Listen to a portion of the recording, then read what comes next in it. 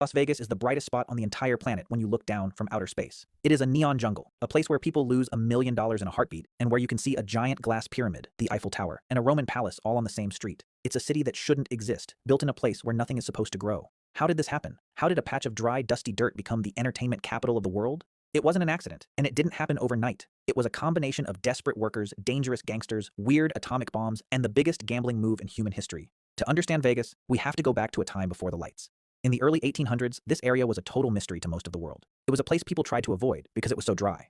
But in 1829, a young Mexican scout named Rafael Rivera was on a mission. He was looking for a shortcut to Los Angeles for a group of traders. He wandered away from his group and stumbled into a hidden valley. Inside this valley, he found something that seemed like a miracle: water. Underground springs were bubbling up to the surface, creating a beautiful patch of tall green grass in the middle of the brown, dead desert. He named the area Las Vegas, which is Spanish for the meadows.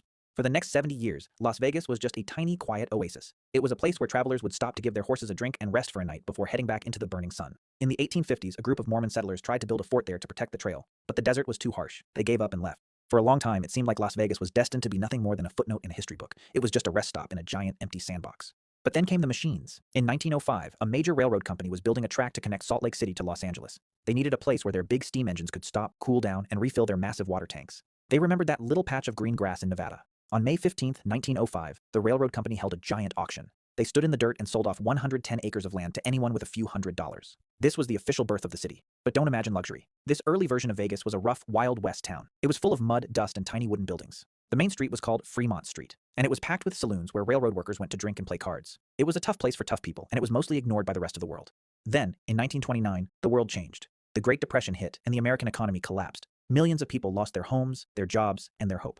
But right when things looked the darkest, Las Vegas got incredibly lucky. The US government decided to build the Hoover Dam just 30 miles away. It was one of the biggest construction projects in the history of the world. Thousands of men from all over the country flocked to the desert, desperate for any kind of work. Suddenly, the quiet town of Las Vegas was flooded with thousands of young men who had jobs and cash in their pockets. These men were working in the heat all day, and when the weekend came, they wanted to let off some steam. The leaders of Nevada realized they were sitting on a gold mine. In 1931, they did something that made the rest of the country think they were crazy. They made gambling completely legal. They also made it very easy to get a divorce. At that time, in most of America, getting a divorce was almost impossible and took years. In Vegas, you could get one in just 6 weeks. This turned the city into a magnet for sin. People started calling it Sin City. Dam workers came for the gambling, and wealthy people from Hollywood started driving out to get quickie divorces so they could marry someone else. The city was growing fast, but it still didn't have that Vegas style. The casinos were small and looked like old Western bars. That was all about to change because of the mob.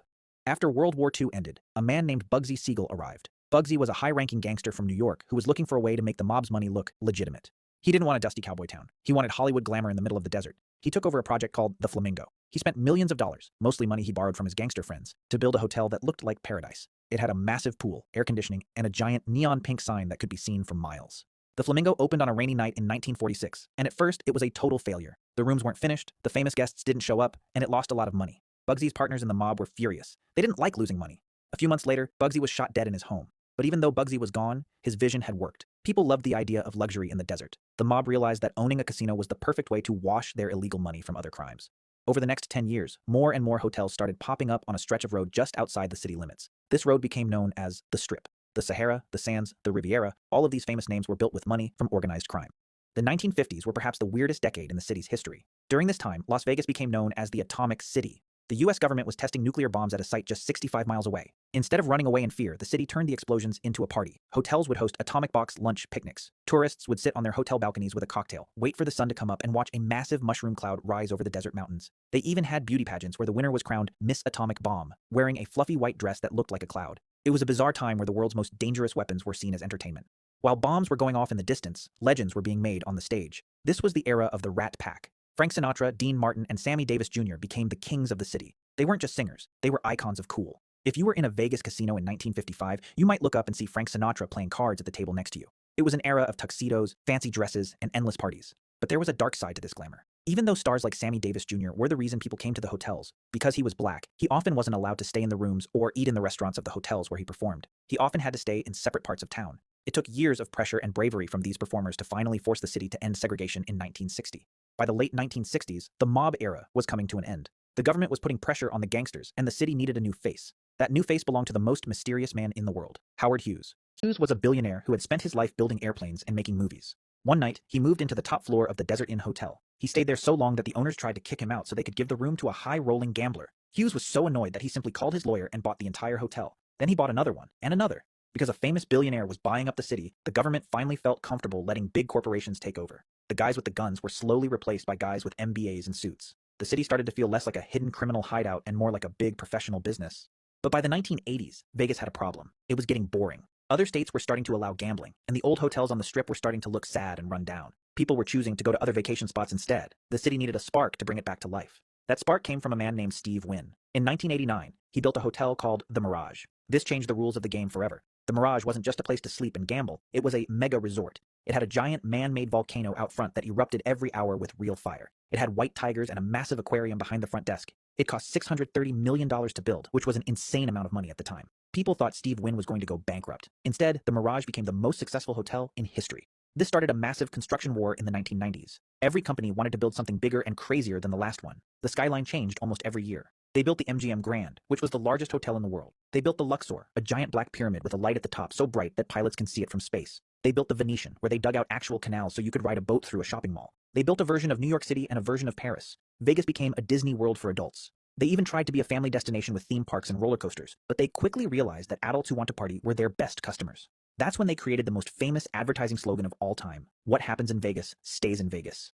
As we entered the 2000s, the city transformed once again. It realized that people weren't just coming to gamble anymore. They were coming for the experience. Today, the most famous chefs in the world all have restaurants on the Strip. The biggest musical stars, like Adele and Usher, don't just visit for a night. They stay for months in what are called residencies. The city became a global center for luxury shopping and massive nightclubs where the world's most famous DJs earn millions of dollars. But the final piece of the puzzle was sports. For 100 years, major sports leagues stayed away because of gambling. But in 2017, the Vegas Golden Knights hockey team was born, and the city went wild. Then, the NFL's Raiders moved into a $2 billion stadium that looks like a giant black spaceship.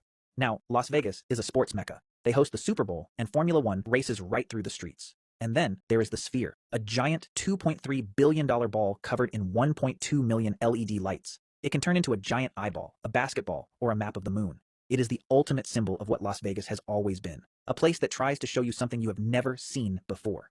So, why does this city matter? It matters because Las Vegas is the ultimate story of human imagination. It is a city that shouldn't be there. It is a city built in a desert where the water ran out long ago, and yet it flourishes. It survived the Great Depression, it survived the mob, and it survived the boring years. It went from a muddy spring for thirsty horses to a global capital of technology and entertainment. Las Vegas is a place where you can be whoever you want to be for 48 hours. It is a place built on the hope that today might be your lucky day. And even though the house usually wins, the real winner is the city itself. It took the biggest gamble in history, betting that people would travel to the middle of a burning desert just to see some lights and a show. That bet paid off. Today, the meadows that Rafael Rivera found in 1829 are covered in billions of dollars of glass and steel, and the lights of the Strip never turn off. Las Vegas is proof that if you build something bright enough and bold enough, the entire world will find its way to your door.